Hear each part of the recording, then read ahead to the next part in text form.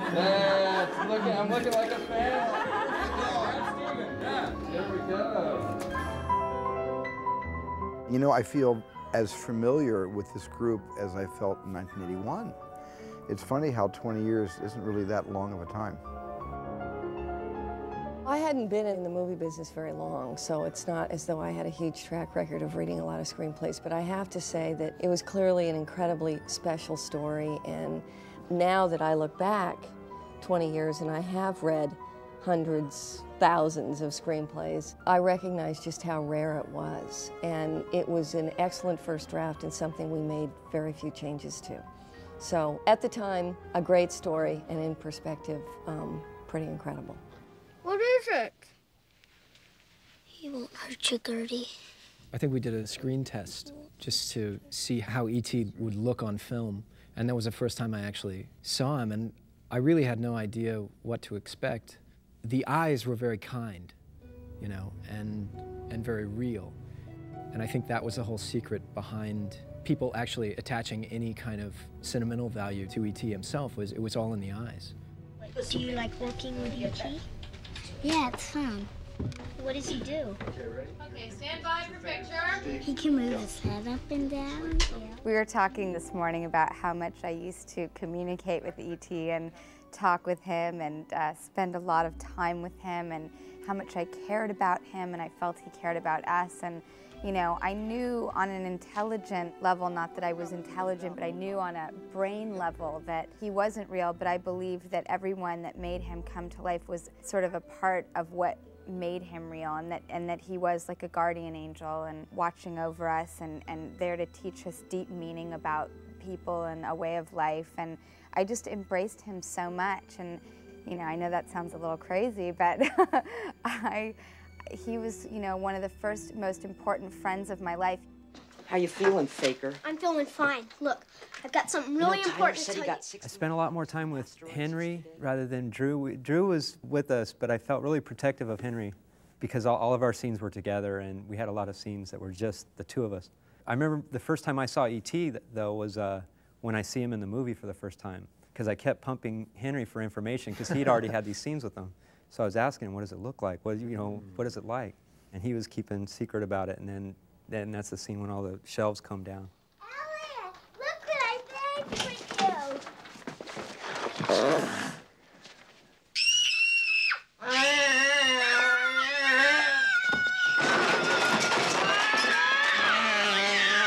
Also, I did not know the shelves were coming down either, which was added to the shock value. It was great because it just happened, and it enhanced my whole reaction. Hey, Annie, how you feel? What happened in here? I was very comfortable. I was. I actually prefer working the same way they did, just being in the moment, and he'd throw me lines and they'd throw me lines I didn't know were coming, and I prefer working that way, so I was very comfortable and at home with all of them. And I felt, the first time I saw E.T., I didn't think of it. Even sitting here, you said to Henry, well, how did you feel the first time you saw the puppet? And I kind of went like that because I truly never thought of E.T. as a puppet. He was very real to all of us. You really have to understand that. He was. And I felt like the mom, who was one of the kids. Peter, I think what you should do is this. When you bring Elliot over and you come around here to this side. I had lived on communes for a dozen years before coming to this set. And this set felt just exactly like the communes to me. There were lots of kids running around, everybody was friendly, everyone knew each other, everybody was working. So it kind of, I said earlier, that it spoiled you a little bit. Maybe we were thinking of E.T. as a children's movie to some degree.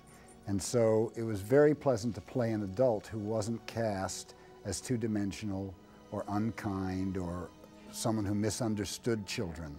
And I really appreciated the permission that Stephen gave to this character to be compassionate and sensitive and say, in effect, subliminally, you know, it doesn't all die when you grow up. I've been wishing for this since I was 10 years old. You can still keep the best part of being a child when you grow up. I'm still proud of that today, and I still feel it when I see the movie. Would you like the flowers?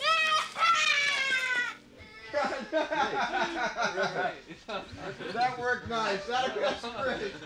Do it one more time like that, just to be sure. That was wonderful. Print that one. I think movies in general often, just by their very nature, form a kind of family environment, some more dysfunctional than others. This happened to function very well. But I would say that that was definitely the case. I also think when young children are very much an important part of making a movie, it does create a whole sensitivity on a set that just makes it, by its very nature of having kids around, a very, very pleasant place to be. No, no. Oh, God! Earlier. What? E.T. was dressed up as sort of an old lady, and I kind of dressed up in the E.T. costume. I dressed up in this kind of bag lady's wardrobe. Here comes my grandma. Hello, Ducky. What a minute. More fell down there. And I directed the day, took the heels off, went back to the tennis shoes. Thank you. Thank you. It was fun. You know, I feel like this was my first family. This is the first time I ever really experienced what it was like to really be a father. And I think, in a sense, that carried over after the movie with Drew, who I spent more time with, I guess, than any of the other cast members. We had a life after the movie, actually, together, and spent a lot of time together. And she was part of my family for a long time. So, you know, Henry and Robert and Drew introduced me to fatherhood, and I think, bless their hearts, made me ready to be a father in real life. Is that for me? Thank you. Oh, it's homemade, I can tell. Thank you. But my pal, right, pal?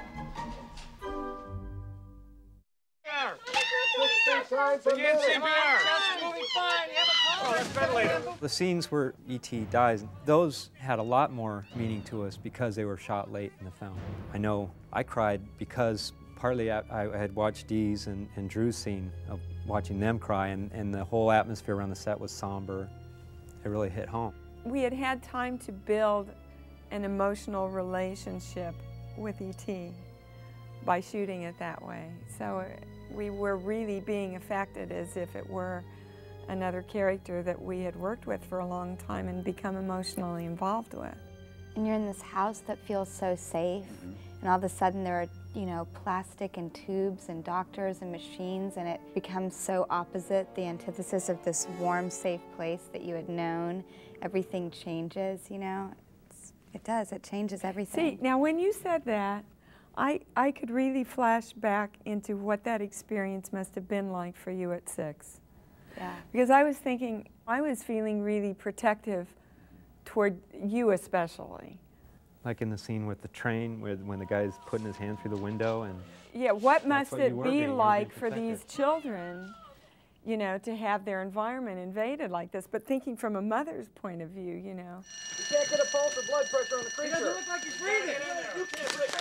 Well, in the world of unintended consequences, I always thought from that scene where we had the real doctors that that's where all of those ER and Chicago Hope and St. Elsewhere came from, because I'd never seen real medicine on screen before, and we had real doctors, and they were saying We were real the dialogue. beginning. Right, I think so. Well, I wanted to hire real doctors because it's hard to believe actors who have to, through rote memorization, learn all these terms and then spit it out as if they've known these terms ever since medical school. It's very hard to achieve that reality. And so I got my doctor, my internist, to get a bunch of his friends who were all surgeons at USC Medical Center to come down and be in the movie. And I bet it was tough, too, it was, huh, Stephen? oh, they came, it was tough saying no to the doctors who wanted to be in the movie. Otherwise, it would have been too much. We would have had to have medevac people coming in later on. That part was really scary. It was scary for me to hear the overlapping dialogue, which you don't often hear in movies, and to see the equipment and Drew's reaction when the paddles came in. They tried to jumpstart E.T.'s heart, and she leapt off the ground. Stand clear. And when she heard that explosion of electricity going into E.T., Drew just lost it. She lost it. And I don't know what you were, do you remember what you were feeling? I had never seen a machine like that. I didn't know that this existed. And I just kept thinking about the heart. I always talk about the big red beating heart, and to see something like hurting that, and it just felt like the greatest violation, and like all your dreams crashing away, and you know, your safety and your security. And in a lot of ways, we were taught love through that experience, how to love and how to take care of and be kind and be open. And what that big red beating heart was all about, you know? So that was a complete violation to me when I saw someone, I thought, hurting it, but I now know they were trying to help him. Trying to save him, yeah. But I didn't know that. I didn't know what that machine was. God. He's a man from outer space, and they're taking him to a spaceship. I remember having the thought then that the 80s was a turbulent time also, and that I always thought that one of the things that made people love this film was if two people or three people as far apart as E.T. and those children could bridge a gap and fall in love with one another and communicate, then there were no two people on Earth that were that far apart. And it just seems prescient to me that in a time like today that's fraught with cultural misunderstandings and danger and enmity and hatred, that this message is being replayed and that it happens before your eyes. It's not pretended. The feelings of these child actors were not pretended. They were palpably real. That's why they moved people. And I think it's a great thing to remember that if E.T. and these humans can make an understanding, there's nothing preventing any two people or two nations on Earth from doing it.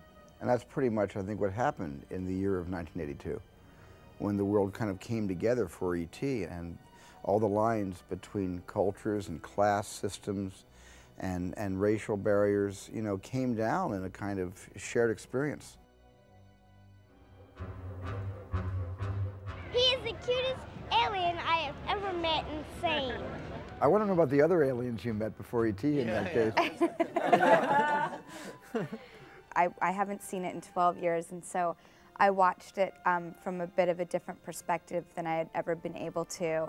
And on an emotional level, it still has the same impact and deeper now than ever, now that I value the amazing ability to feel. All the messages in it are so profound and beautiful, and it's such an extraordinary, perfect movie and a very perfect experience. I was just so happy, and I cried, and I brought my tissue in, and it was a very profound, perfect experience. And I'm just grateful to be a part of it.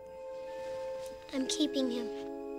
The best moment of all was seeing it for the first time in a theater with an audience and feeling the overwhelming emotion that was pouring out of this audience and watching the film. It was really one of the most amazing moments in my life. I mean, you could feel it. Everybody related to the film. Everybody needed that somehow, you know? And it was truly an amazing, amazing experience.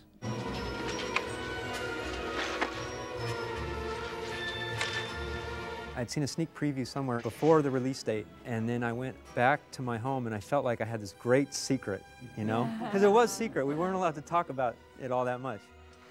But I remember riding my bike around my hometown and humming the theme in my head and just being like, yeah, you know? I can't wait for this to hit. That's great. I was so terrified every day of making the movie because it was the first movie that I had that level of responsibility. That it's really been in looking back that it's defined something very special and unique, because I think what it continually defines for me is the importance of doing the things that you just feel are good stories and that you feel have a place in some way in your own life. And then you hope that that is communicated to an audience.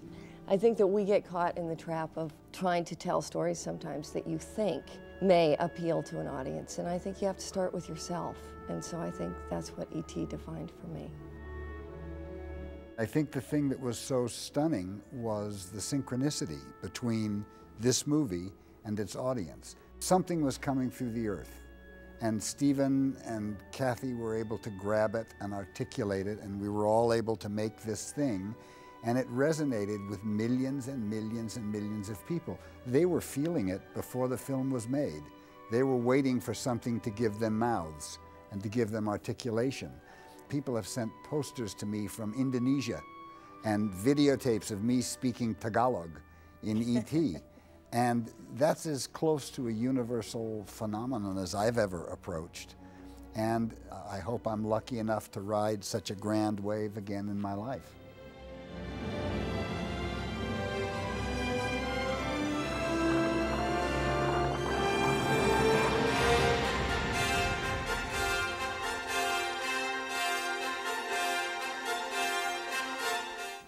remember that moment well.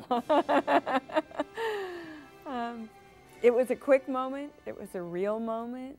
My heart was full, and that describes, I think, the most of what I took away from E.T. is that we're all responsible for defining who we are and getting back to our own home, whatever that home is, for growing and deciding who we want to be, and in that growth, touching other people along the way.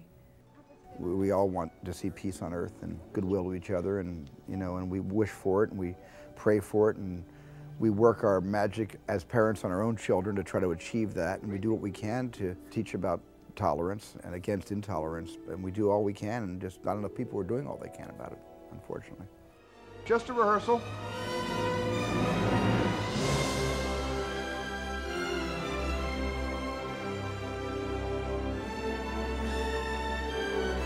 I knew from the first day of shooting that the film was really special, and I knew that it was certainly going to be a winner in my heart for the rest of my life. I didn't know how the rest of the world would react.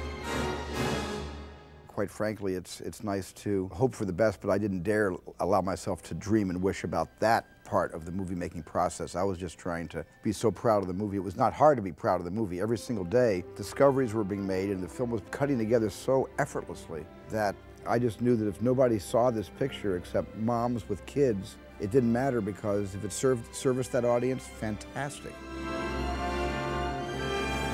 It was the crossover into people in their 80s and 90s that was so amazing to me, and also in every country had the same reaction. But I thought the film was certainly going to be a personal winner. It was fun. I feel like this was my first family.